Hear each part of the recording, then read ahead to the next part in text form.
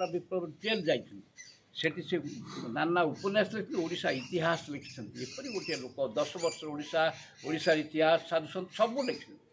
ଏବଂ ଯେତେବେଳେ 1946 ମସିହାରେ ନିଜେ ପ୍ରଧାନମନ୍ତ୍ରୀ ହେଲେ 50 ମସିହା ପର୍ଯ୍ୟନ୍ତ 47 ସ୍ୱାଧୀନତା ହେଲା, ସେତିକିବେଳେ 47 ମସିହାରେ ସେ ପ୍ରଜାତନ୍ତ୍ର ବାହାର କଲେ, ଦୈନିକ ପ୍ରଜାତନ୍ତ୍ର, ଓ ତା ବ୍ୟକ୍ତିଗତ ନୁହେଁ, ଗୋଟେ ଅନୁଷ୍ଠାନ ତାକୁ ପ୍ରଜାତନ୍ତ୍ର ପ୍ରଚାର ସମିତି କରି ଓଡ଼ିଆ ଜାତିର ମୁଖପତ୍ର ତାକୁ ପ୍ରକାଶ କରିଛନ୍ତି। ଏବଂ ପ୍ରଜାତନ୍ତ୍ର ଯେଉଁମାନେ ପଢ଼ିଥିବେ ଜାଣିଥିବେ 46-47 ମସିହାରୁ ତାଙ୍କର ମୃତ୍ୟୁ ପର୍ଯ୍ୟନ୍ତ ଓଡ଼ିଶାରେ କୌଣସି ଆନ୍ଦୋଳନ ନାହିଁ ଯାହା କିଛି ନାହିଁ ପ୍ରଜାତନ୍ତ୍ର ନେତୃତ୍ୱ ନ ନେଇଛି, ସମସ୍ତଙ୍କ ନେତୃତ୍ୱ ନେଇଛି।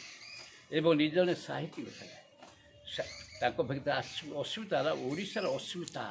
ଓଡ଼ିଶାକୁ ସେଇ ପ୍ରଧାନମନ୍ତ୍ରୀ ଓଡ଼ିଶାକୁ ପ୍ରଥମ ଲୋକ ସାରା ଭାରତବର୍ଷ ଜଣେ ରାଷ୍ଟ୍ରପୁରୁଷ, ସେଥିପାଇଁ ମୁଁ କହି ସେ ରାଷ୍ଟ୍ରପୁରୁଷ ଭାରତବର୍ଷରେ, ସେ ରାଜନେତା ନୁହନ୍ତି, ରାଷ୍ଟ୍ରପୁରୁଷ। ମୋର ବହି ଅଛି ରାଷ୍ଟ୍ରପୁରୁଷ ହରେକୃଷ୍ଣ ମହତାବ, କେନ୍ଦ୍ର ସାହିତ୍ୟ ଏକାଡେମୀ ଛାପିଥିଲା ରାଷ୍ଟ୍ରପୁରୁଷ ହରେକୃଷ୍ଣ ମହତାବ।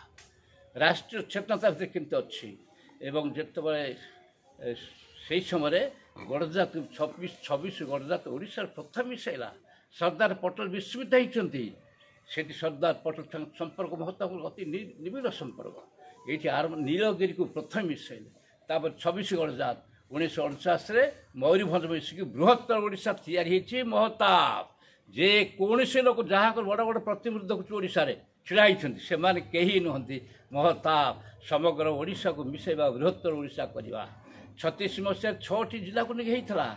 48ରେ 26 ଗଡ଼ଜାତ ମିଶିଲା, 49ରେ ମୟୂରଭଞ୍ଜ ମିଶିଲା ଏବଂ 13ଟି ଜିଲ୍ଲା ହେଲା। ଏବେ ଯେଉଁ 13ଟି ଜିଲ୍ଲା 30 ଜିଲ୍ଲା ହେଇଛି, ତା ମାନେ କ'ଣ? ଇଞ୍ଚେ ବଢ଼ିଛି କି କେଉଁଠି? କେହି କହିବ ଇଞ୍ଚେ ବଢ଼ିଛି ନା? ସେଇ ଜିଲ୍ଲାକୁ ଖଣ୍ଡ ଖଣ୍ଡ କରି 30 କରାଯାଏ। କେବଳ ପ୍ରଶାସନିକ ସଂଖ୍ୟା ବଢ଼ିବ, ନେତାଙ୍କ ସଂଖ୍ୟା ବଢ଼ିବା ପାଇଁ ହେଇଛି। ଓଡ଼ିଶାର ଅସ୍ମିତା 30 ଜିଲ୍ଲା ନୁହଁ। ଓଡ଼ିଶା କହିଲେ ଓଡ଼ିଶା, ସେ ମହତାବ ତାକୁ କରିथा 13ଟି ଜିଲ୍ଲା।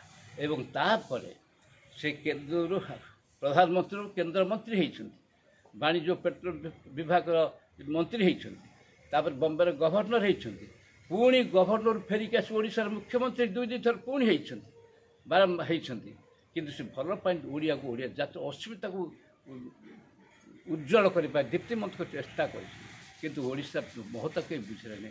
ମହତାବକୁ ଦୋଷିତ କଲେ, ଯେଉଁ ଛଡ଼େଇ କଲା ଖରସୁଆ କଟିଗଲା ଓଡ଼ିଶାରୁ, ସେ ମହତାବ ଦାୟୀ ବୋଲି ଓଡ଼ିଶା ଆମେ ପିଲାଦିନ ଶୁଣିଥିଲୁ।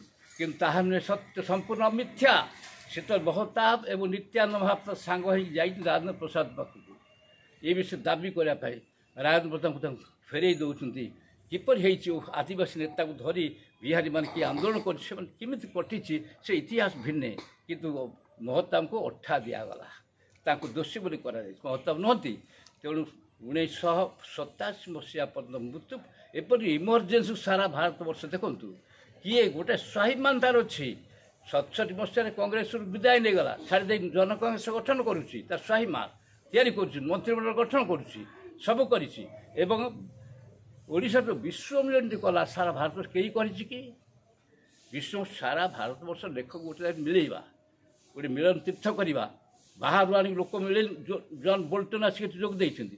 ଏଭଳି ଗୋଟିଏ ସାହିତ୍ୟିକ ମିଳନ କେନ୍ଦ୍ର କିଏ କରିଛି? ଯେଉଁ ମହତାବ ପ୍ରକୃତରେ ସ୍ୱାଧୀନ ଚିନ୍ତା ନାୟକ, ସେ ସଂକୀର୍ଣ୍ଣ ନୁହେଁ, ପ୍ରସାରିତ ହୃଦୟର ବ୍ୟକ୍ତି।